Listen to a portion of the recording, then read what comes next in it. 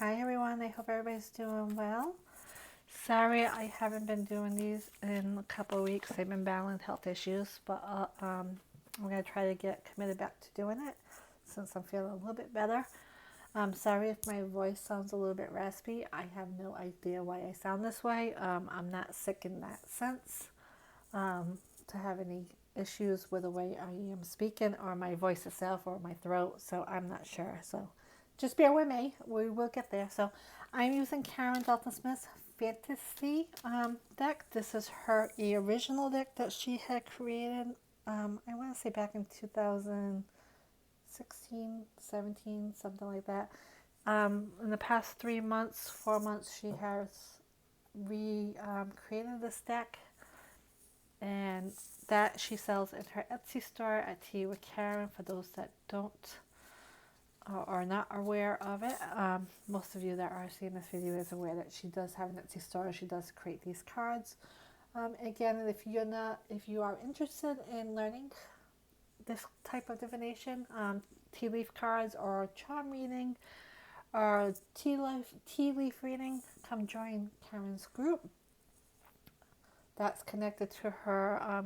If you're not seeing this in her group, because I do post these weekly boxes all over, not only on Karen's business page, but I post it in her learning group, my spiritual group, reading group. I post these in, and I also post these on my YouTube. So wherever you're seeing this, she does have a group. So look for that. I will post in my YouTube on this video the name of her group, so you can find it more easily.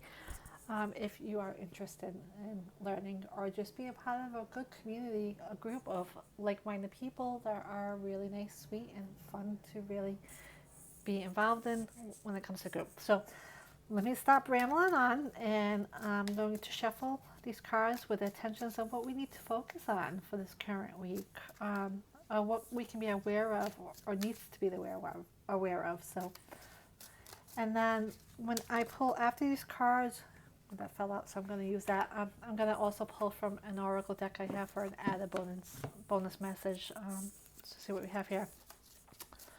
So we got the frog, we got the ring, and we got the tortoise, turtle, whatever you want to call it. Sometimes I call it turtle. So anyways, what we have here is we have the frog.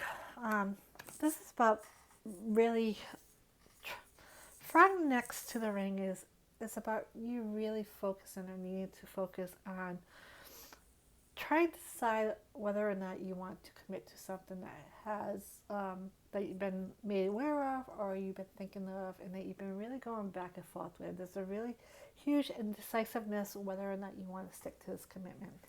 This also could be about a relationship.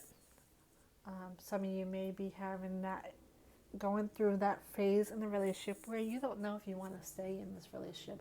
You don't know if this relationship's good for you, or if this is a toxic relationship, or if it's something that you just need to step out for a little bit to kind of have like a little relationship vacation to yourself until you can gather your thoughts. So this is showing going back and forth with something, either to do with something that you thinking about making a commitment with, or maybe a relationship of yours. Now, when I say relationship, I don't necessarily mean a romantic relationship. This could also be a relationship with, if you live with a roommate, or maybe there's a friend that you have that maybe you're not seeing eye to eye so much, or it's been really a struggle with that said friend.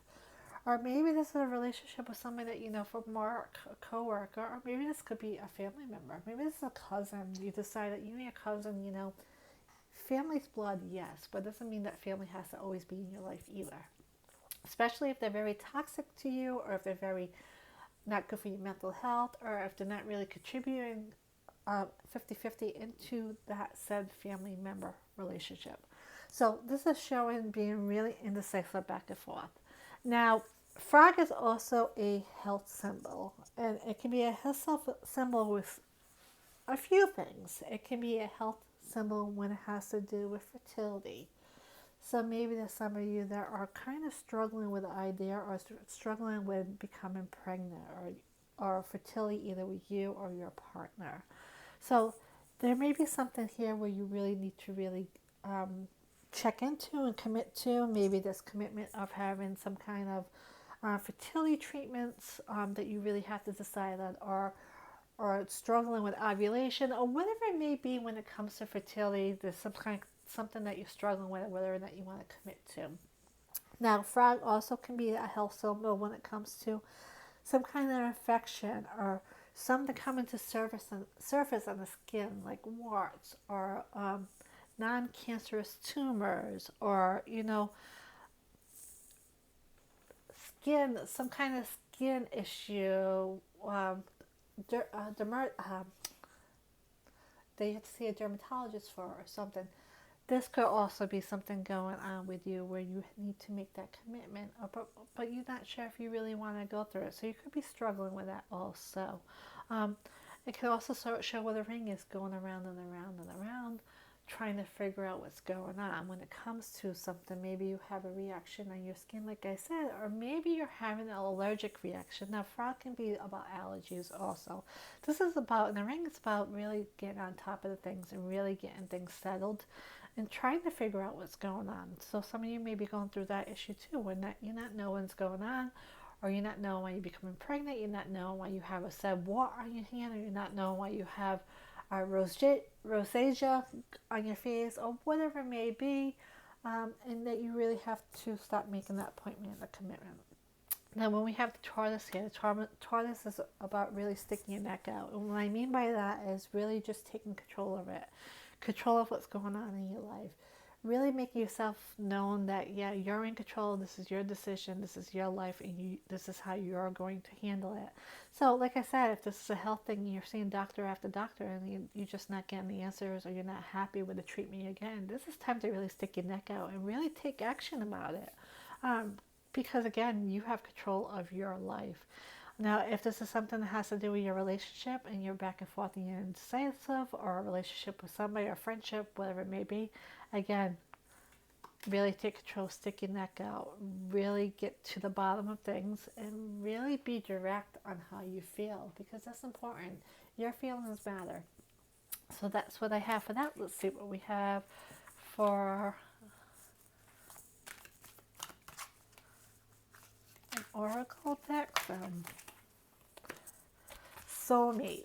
So this is actually a perfect one for a relationship. So again, soulmates are not always a romantic relationship, and a lot of people are misformed, or they have a misconception, or they are not too clear on what exactly a soulmate is. Soulmates are not always romantic partners. We are not always married to our soulmates, and to be honest with you, I probably wouldn't want to be married to my soulmate. A lot of people don't believe in soulmates. A lot of people don't believe in twin souls. I, for one, would rather be married to a twin flame than I would a soulmate. And let me explain that. Soulmates usually come in and out of your life, or they stay in your life, but they teach you these lessons. Lessons are not always easy. These lessons can be painful. These lessons can cause heartaches. These lessons can cause challenges, but that's the purpose of them. And that's the purpose of a soulmate. A soulmate is there to help you grow your soul, to learn, your soul to evolve, your soul to really reach the potential it's supposed to be, not stay dormant on where you are. So these soulmates come along in your life, and they test you, and they create these challenges. And now family members can be soulmates. Your mother can be your soulmate. Your dog can be your soulmate. Animals are fabulous for soulmates because they're there to teach you lessons. And unfortunately, animals don't live as long as we do. So there's a prime example. They come into your life for a reason. They teach you what you need to know. And they go on to the spirit realm, and then you meet them when you go to that realm too. As of a lover and a romantic partner, yes, you could have a soulmate as a romantic partner. Your ex-husband, your ex-wife, your ex-boyfriend, your ex-girlfriend. Your partner that you're with now could be your soulmate also. You may have a rocky relationship. You may be fighting an argument all the time, or maybe there's a struggle, but you're learning from them, and that's the point of the soulmate. So that, I know a lot of people may not agree with me when it comes to that soulmate, but if you really look up the meaning of soulmate, that's where it shows. Soul is what we have. We have that soul underneath this human body of us, but mate is friend. Soulmate is somebody that comes into your life as a friend. And again, like I said, it could be a family member or your relationship too, but this is somebody in your life now. And this fits perfectly with the cards that I just said about indecisive, about in back and forth in your relationship. Because some of you may be wondering why you stay with a particular person or why you put up with that family member so long. And that's why they could be your soulmate and you don't know it. But now you know.